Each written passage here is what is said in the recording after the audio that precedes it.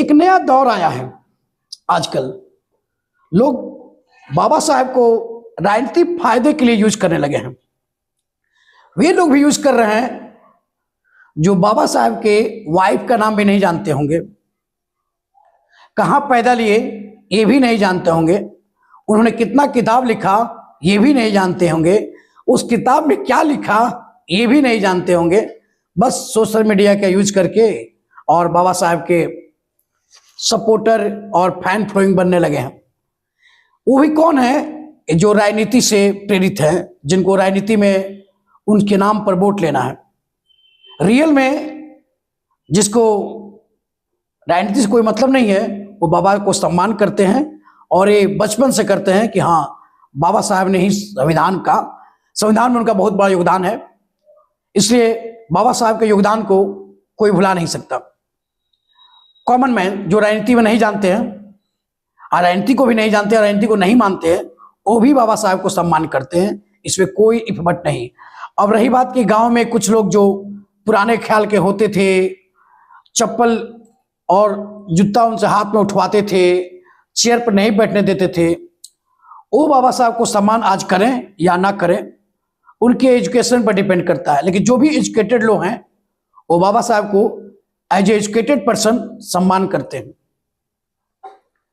भले ही वो संविधान के प्रति नहीं सम्मान करते हो कि हाँ उन्होंने उनके योगदान को नहीं मानते हो, लेकिन उनके एजुकेशन को सम्मान करते हैं पढ़े लिखे लोग भी।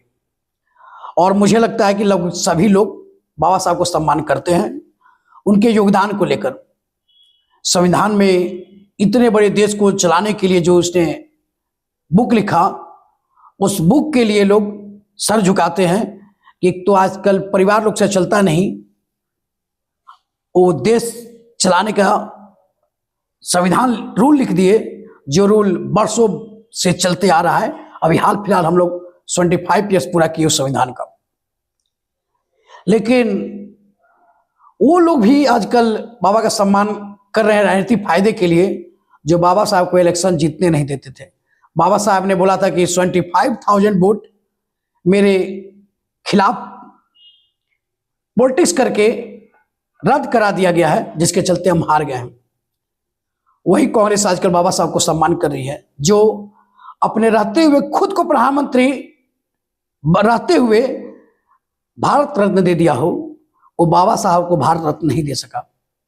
जो अपने कार्यकाल में अपने आप को देश रत्न दे दिया हो, भारत रत्न दे दिया हो, लेकिन बाबा साहब को जो नहीं दिया, वो भी आजकल बाबा साहब की बात करता है। और आश्चर्य वो होता है, बाबा साहब के संविधान को जो मानते हैं सच में, तो बाबा साहब के संविधान में ये भी तो है कि जो भी सरकारी पोस्ट पे है उसके सम्मान करें, जनता का ये दायित्व बनता है। और उस पद पे जो है उनका भी दायित्व बनता है कि हम जनता के लिए हैं, न कि किसी नेता के लिए और न किसी वीआईपी के लिए। इसलिए उन्हें भी रिस्पेक्ट करना चाहिए जनता को, और जनता को भी रिस्पेक्ट करना चाहिए। उस आदमी का ना करे तो उस पोजीशन का, उस पोस्ट का करे। आप देश के प्रधानमंत्री को गाली देते हैं, आप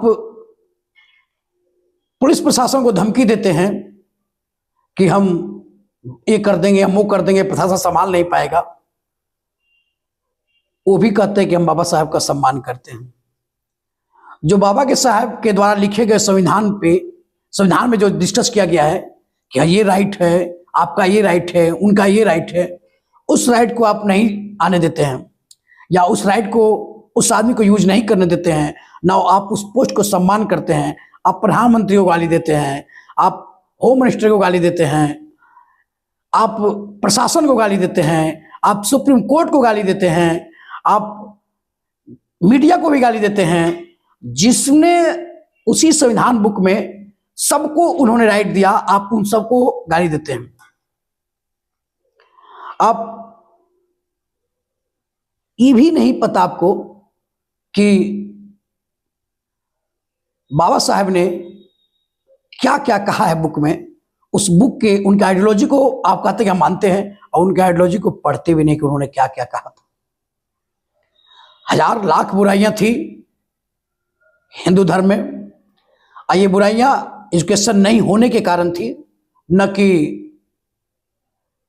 वहां लोग को ये राइट बनता था कि किसी पर जुर्म करे, और ये जुर्म किसी पार्टिकुलर एरिया में होता था, न कि पूरे देश में ही होता था।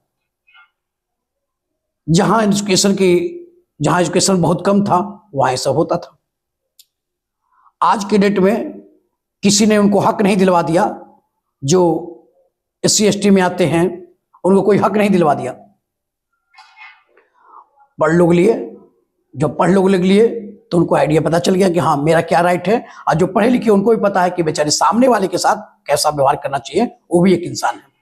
तो खुद ही समाज में चेंजिंग आया और लोग बदलते चले गए। अब आप 150 करोड़ के लोगों में जहां 150 करोड़ लोग हो, वहां पर एक आदमी किसी का उसको पर्सनल दुश्मनी होगी तो उसको घोड़ी पर नहीं चढ़ने दिया, या घोड़े पर नहीं चढ़ने दिया, या उसको बुलेट पर नहीं चढ़ने दिया, उसको मुझ नहीं रखने दिया। उसकी एक गलती को लेकर आप पूरे समाज को टारगेट नहीं कर सकते हैं। ये तो 100% सच है।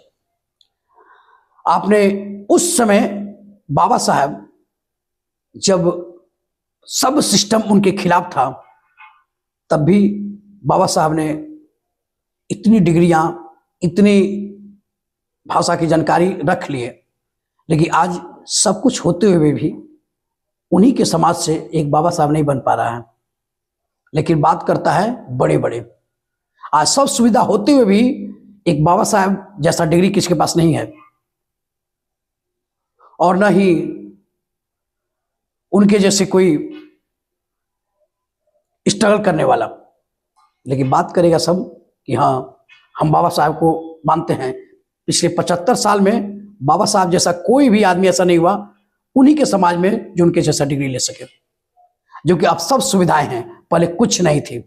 हाँ, उनके नाम पर राजनीति बहुत लोग करते हैं, करते आ रहे हैं। हो तो वो भी राजनीति कर रहे हैं जो माननीय बहन मायावती जी ने कुछ यूपी में जिला के नाम बाबा साहेब के नाम से और उनके धर्मपत्नी के नाम से रखा था, उसको इन लोगों ने चेंज कर दिया। वो भी आजकल बाबा साहब का सम्मान कर रहे हैं। जैसे आप अभी नाम सुन रहे हैं संभल का एक्चुअली आप जब पुराना नाम जानेंगे तो उसका नाम था भीमनगर। उसका नाम था भीमनगर। बहन मायावती ने,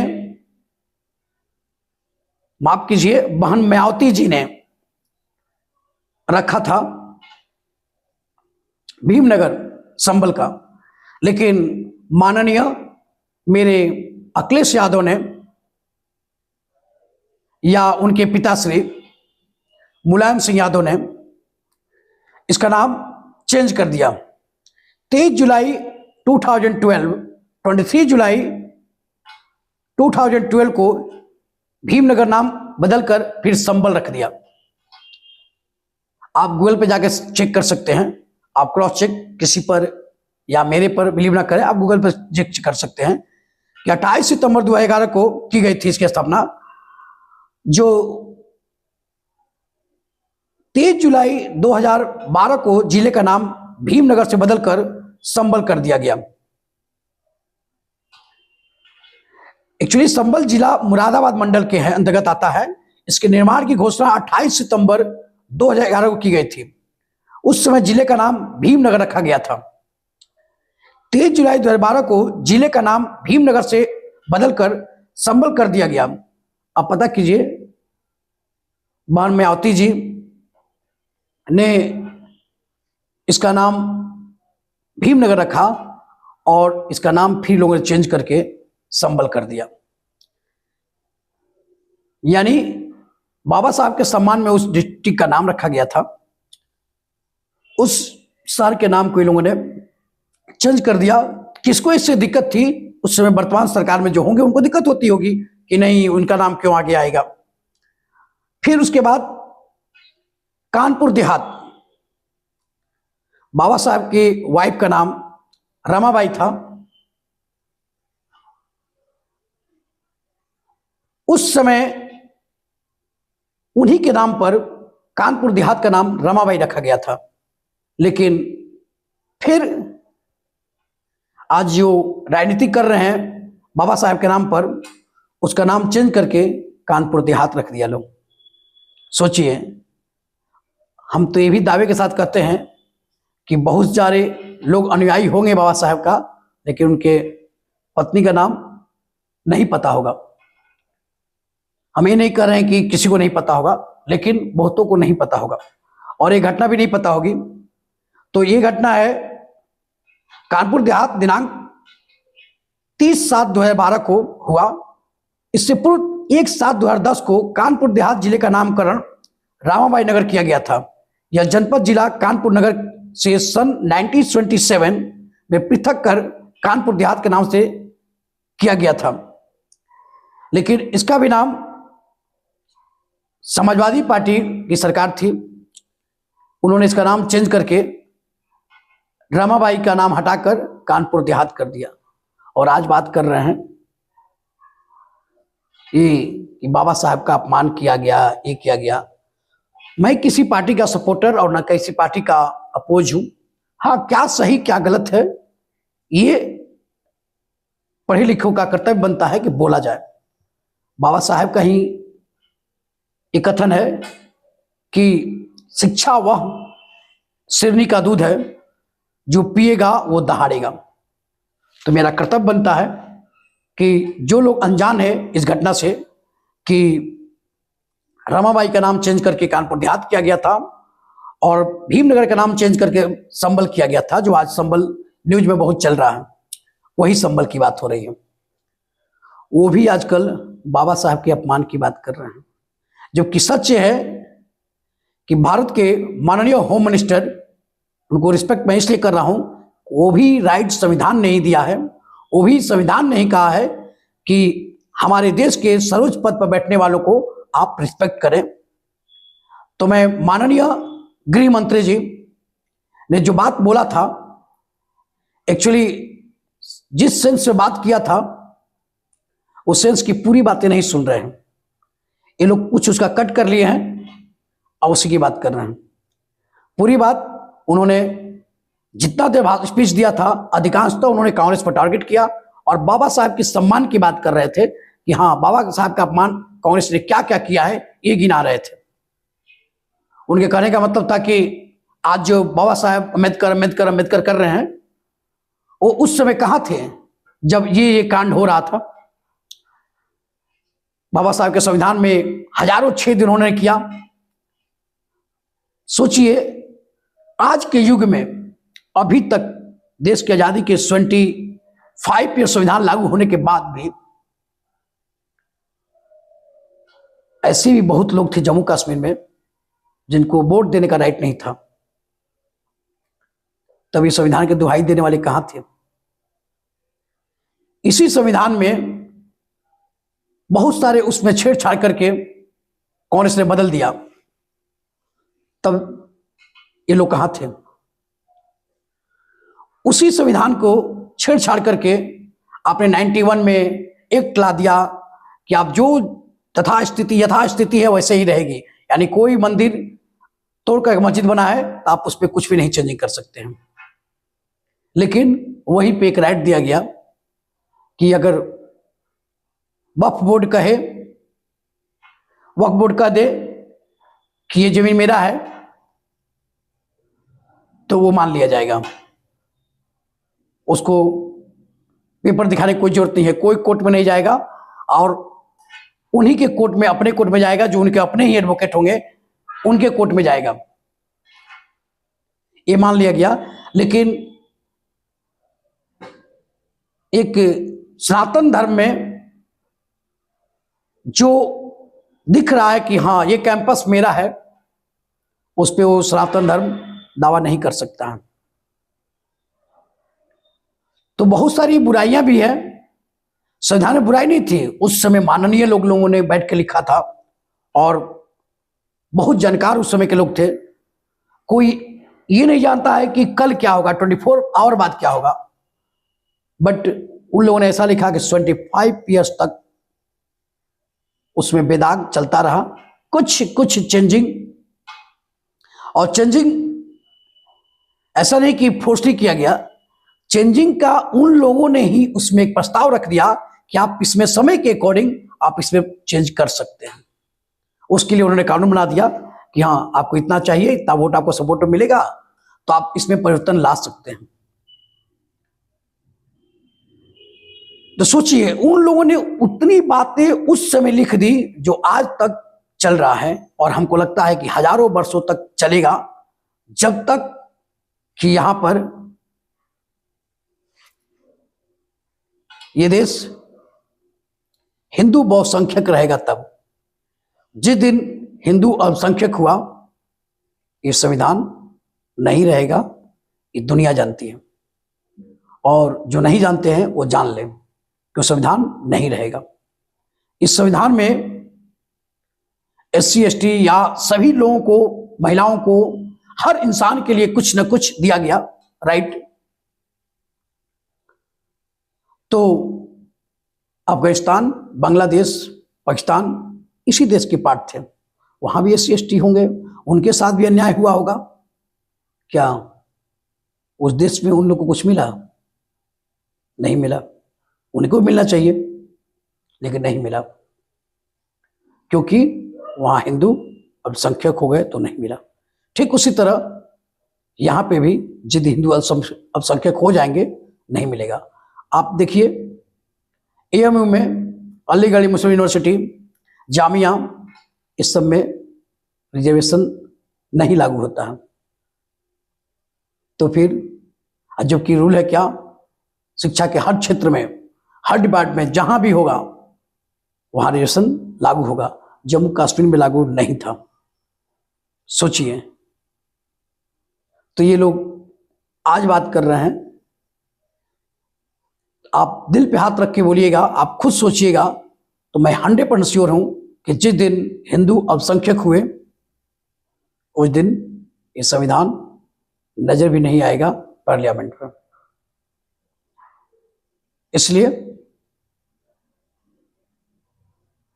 उन लोगों को रहना भी जरूरी है जो संविधान को मानते हैं। उन लोगों को रहने की कोई जरूरत नहीं है जो देश के संविधान को नहीं मानते हैं। वो कोई भी धर्म के हो, कोई भी इंसान हो, जो संविधान को नहीं मानता है, उस देश में उसको रहने का एक दिन भी राइट नहीं है। उसको ये भी नहीं पता है कि वो जिंदा भी है इस भारत भूमि पर तो संविधान की देन है, नहीं तो कोई भी मार के उसको फेंक देता और कोई कुछ नहीं करता। लेकिन वही संविधान राइट दे रहा है कि अगर उसको मारे आप, आपके साथ क्या क्या हो सकता है। तो मेरा स्टेटमेंट ये था कि वो लोग भी आजकल संविधान को मान रहे हैं और नहीं, बाबा साहब का सम्मान कर रहे हैं, जो बाबा साहब को अपमान करने के लिए ही जाने जाते हैं, चाहे वो कोई भी पार्टी हो। अधिकांशतः जो सरकार में रही, अपने आप को भारत रत्न दे दिया, लेकिन बाबा साहब को नहीं दिया। उनके जैसे माननीय, उनके जैसे डिग्री वाले, उनके जैसे जानकार हर चीज में उस समय अव्वल थे।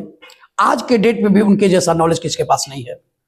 उनको देश रत्न यानी भारत रत्न नहीं दिया गया, लेकिन वैसे लोग जो क्या क्या गुल खिलाए, उनको भारत रत्न दे दिया गया।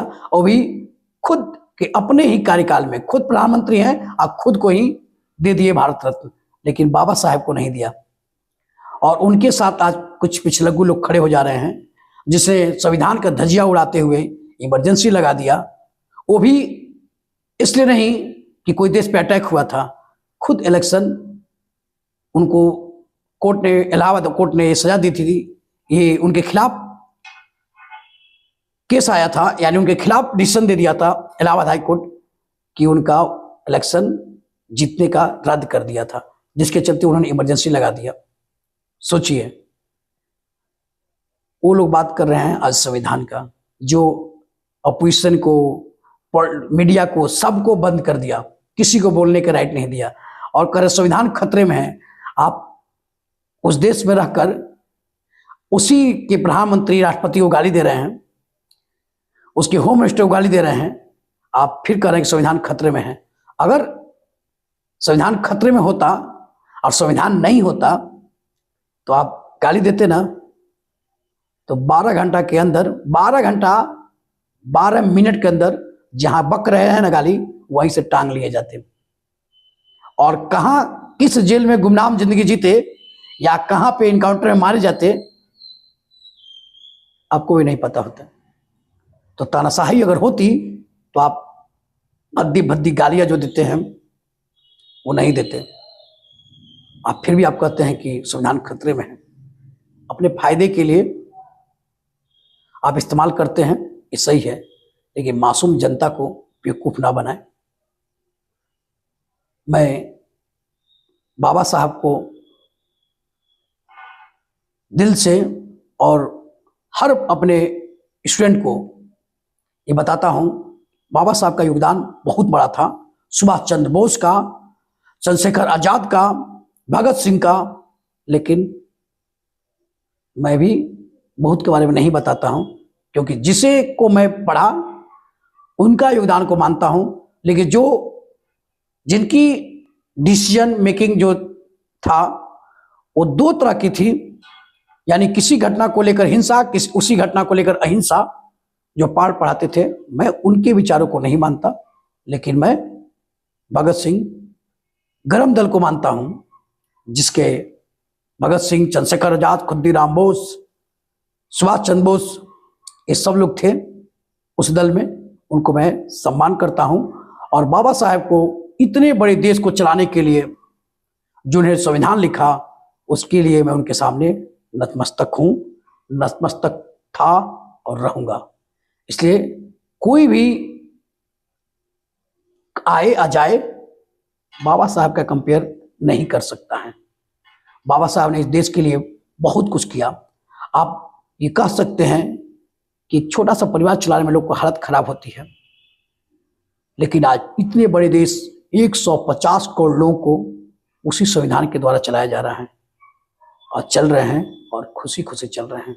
और दुख तो उनको होती रहती है जिनका पद नहीं रहता है, तो उनको बनाते हैं कि सब खतरे में है, ये खतरे में है, वो खतरा में है, क्योंकि उनकी सरकार जब आ जाएगी तो उनको लगेगा, तो वो जो सरकार अभी जो सरकार में वो कहेगी खतरा है।